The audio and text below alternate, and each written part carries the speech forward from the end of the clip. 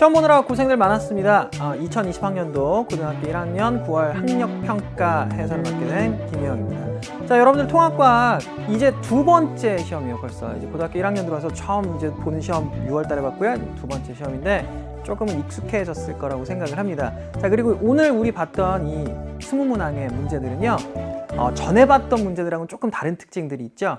그런 특징들이 아마 눈썰미 좋은 친구들은 좀 바뀌었네 라는 느낌도 많이 받았을 거라고 생각을 하고요. 그런 내용들을 오늘 이 자리에서 여러분한테 간략하게 좀 소개를 해드릴까 합니다.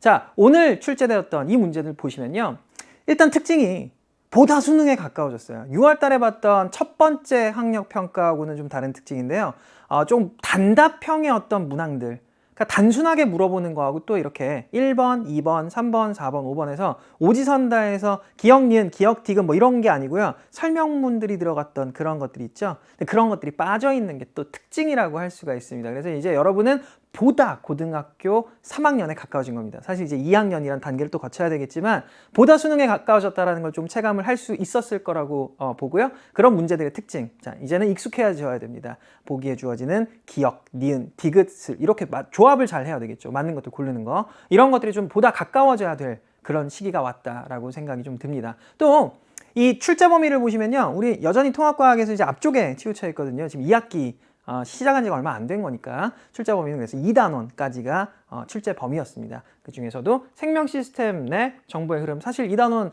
좀 많이 어려워하죠. DNA와 RNA의 어떤 유전 정보 전달 과정 이런 것들을 설명을 하는 그런 단원인데요. 조금씩 이제 쉬운 단원도 있고 어려운 단원도 있는데 골고루 잘 출제가 되어 있는 게 또 특징이라고 할 수가 있겠습니다. 자, 단순 문답 형태의 문제와는 이젠 정말 결별을 할 시간입니다. 여러분들은 이제 중학생의 완전히 그런 모습을 벗어야 되는 거예요. 2학년이 얼마 안 남았거든요. 자, 2학년 들어가면 수능 준비가 눈앞에 다가올 거고요. 3학년이 되면 그게 현실이 될 겁니다. 자, 이제는 단순하게 물어보는 문제들보다는 자료를 해석을 하고 그 안에서 보다 고차원적인 내용들을 파악을 하고 출제자의 의도를 파악을 해서 정답을 고를 수 있는 그런 능력을 키워야 될 때라고 생각을 하게 됩니다. 자, 일단 전체적인 난이도, 이 난이도 보시면 많이 어려웠다라고 이렇게 생각이 들진 않거든요. 한 중간 정도 난이도를 갖추지 않았을까. 그러니까 여러분들이 1학기 때 내용을 조금 깊게 공부를 했거나 그런 내용들이 많이 남아있거나 또는 학교에 따라서는 1학기 내용을 2학기 때도 또 시험 보는 학교들이 있을 거고요. 뭐 개인적으로 통합과학에 대한 정리를 좀 꾸준히 복습을 많이 했던 친구들도 있을 거고요. 그런 친구들은 아마 어렵지 않게 고득점을 이렇게 맞을 수 있지 않았을까라고 생각을 하게 됩니다. 그러니까 많이 어려운 문제는 사실은 그렇게 많지는 않았어요. 그러니까 고난이도 문항은 조금 배제되어 있다는 게 좀 특징일 것 같고요.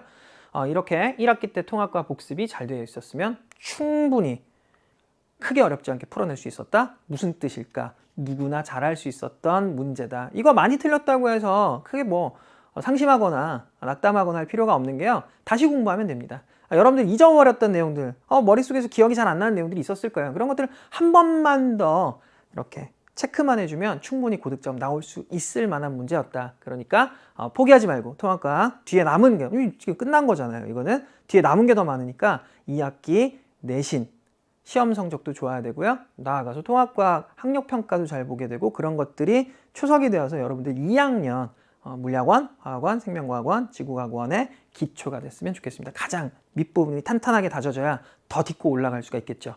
자, 또 전체적인 시간이 딱 맞았을 거라고 생각을 해요. 근데 사실 좀 쉬운 문제다 싶은 것들이 좀 몇 개 눈에 보이기 때문에 아마도 조금은 남지 않았을까? 그러니까 거의 맞았거나 조금 남았을 정도의 난이도를 갖추고 있다라고 개인적으로 평가를 할 수가 있겠습니다. 자, 이제 수능에 조금씩 이제 다가가고 있다는 게 느껴질 거예요. 문제에서부터 아마 이렇게 쭉 뭔가 오죠. 이게 옵니다. 모든 문제가 수능형 문항이었어요. 이게 가장 큰 특징이라고 볼 수가 있겠어요. 그래서 이런 문항에 이제는 반드시 익숙해져야 됩니다. 더 이상은 이제 여러분은 중학생이라고는 할 수가 없는 거예요. 이미 고등학교 2학년이나 마찬가지라고 생각을 하고요. 이런 문항들에 굉장히 익숙해져야 됩니다. 여기서 수능형 문항이라고 하는 건, 자, 모든 문제가 수능형 문항이다? 이런 게 수능형 문항이에요. 보면 그림들이 굉장히 많죠. 그리고 자료가 주어져 있고요. 표가 주어져 있고 이렇습니다. 실험 과정이 주어져 있고, 이런 것들이 수능형 문항이에요. 수능형 문항은 단순하게 이렇게 딱 물음만 봐가지고 문제를 풀 수 있는 게 아니고요. 거기에 주어지는 자료가 해석이 돼야 됩니다. 또 강조합니다. 자료가 해석이 돼야 돼요.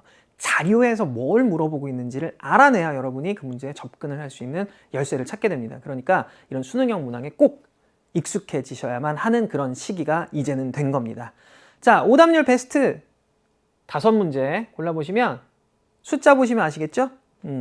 정확한 수치는 아닐 수도 있어요. 계속 이제 누적이 될 거니까요. 근데 네, 숫자가 그렇게 높은 숫자가 아니죠. 난이도가 그렇게 많이 어려웠다는 건 아니고요.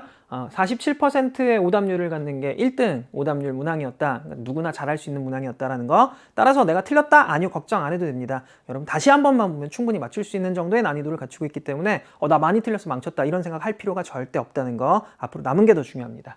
자, 이제는 조금 아쉽기도 해요. 이제 고등학교 1학년에서 이제 넘어가는 시기다라고 생각을 하니까 벌써 우리가 지내온 기간들이 1년의 반 이상이 지나가게 된 거고요.